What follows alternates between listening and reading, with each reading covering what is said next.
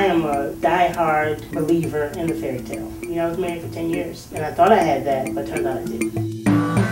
Infidelity dismantled it. Emails, phone calls, friendships. That didn't make sense. Right. Maybe I really was afraid to get to that happily ever after because of the work it takes to get there. I realized that, oh, okay, maybe my self-esteem isn't as high as I thought it was.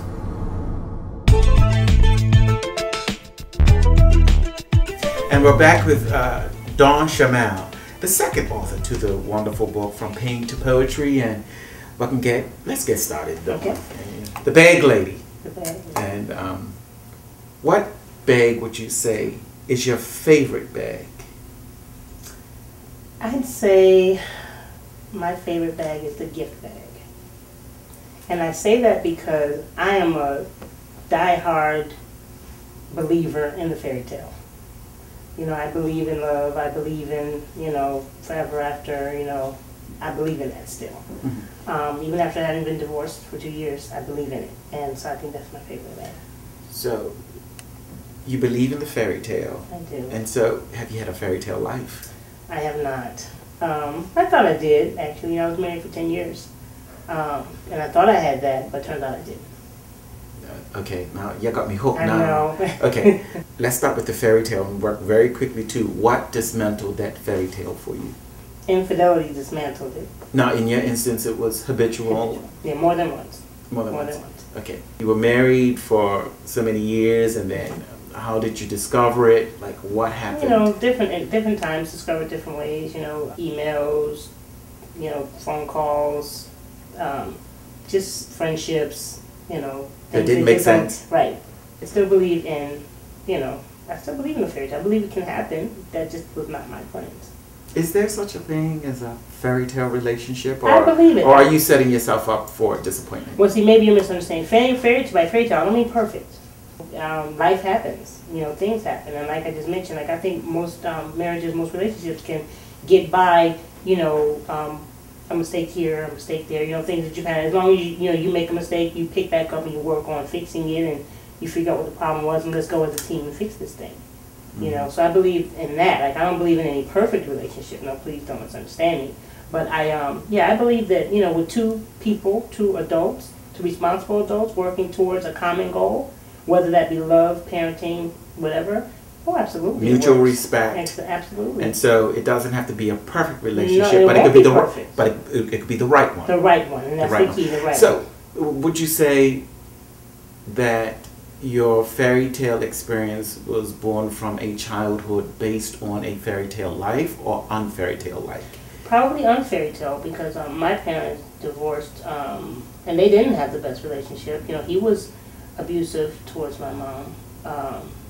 Wonderful father, absolutely wonderful father, but not a great husband. And so I think I didn't want that. So I think I knew what I felt I had to do to not have that. You know what I mean?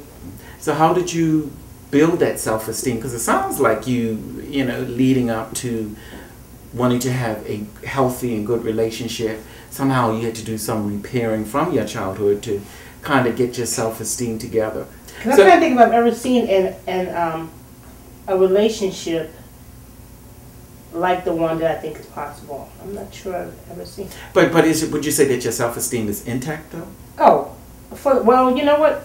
Had you asked me that question 3 years ago, I would have absolutely said, yeah, I have no self-esteem issues. I'm good, you know. But I think through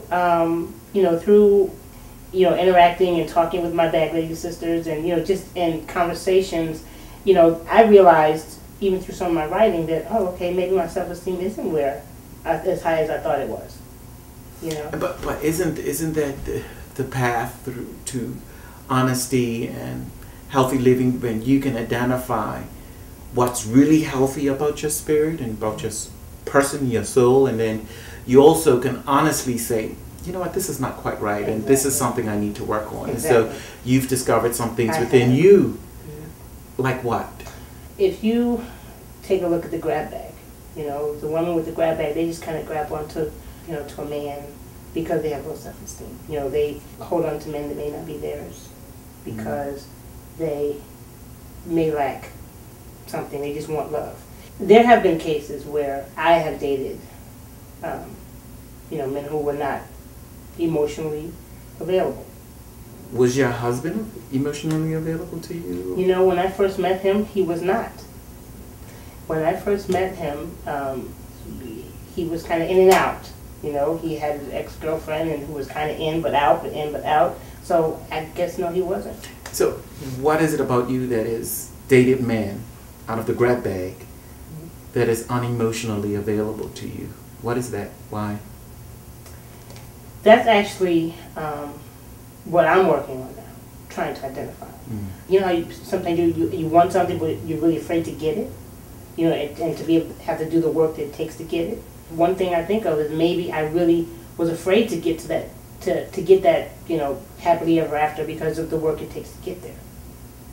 If they're unavailable, I can have fun for now and, not have to take it to that next. Be fully committed. Right. You didn't want them 100% committed to you because then Right. you didn't want to be 100% committed to them. Now, with the book being written though, and I asked you about your favorite bag because I also want to know what's your least favorite bag. It sounds like it might be the grab bag. My least favorite? Uh, Probably the grab bag. So with that being said, in your journey to healing, what would you say that is helping you to heal? I would say, and this goes with actually any of the bags, to just kind of live in the now. Not always worry about what you don't have, whether that's a relationship, a job, a home, whatever. Just live where you are right now and enjoy where you are now. Because when you're aiming, trying to reach towards or wondering what's happening next, you just kind of, you can't enjoy where you are. And then you'll look back later and you'll say, well, what happened then? I missed that whole part of life because I was so busy trying to get to the next.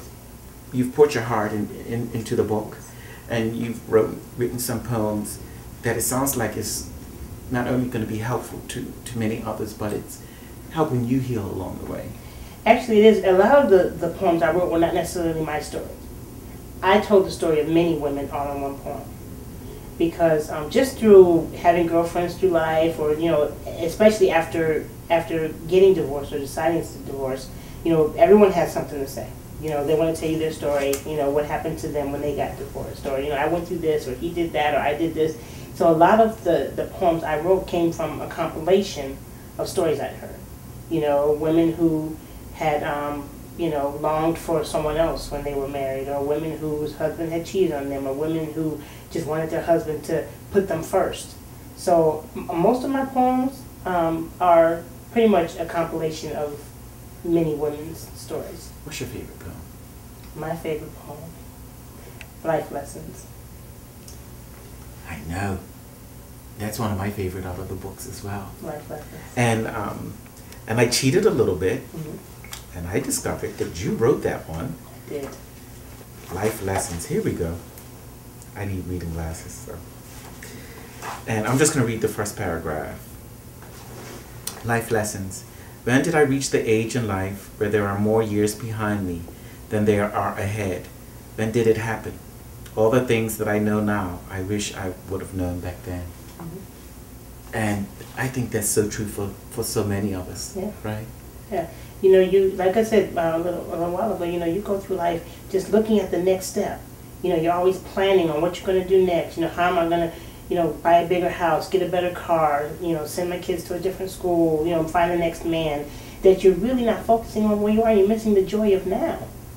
If especially you're a parent and you're just rushing through life and you look back, you look up and your kids are grown, they're out having their own children, you're like, what happened? I missed it all because I was so busy trying to do that next thing.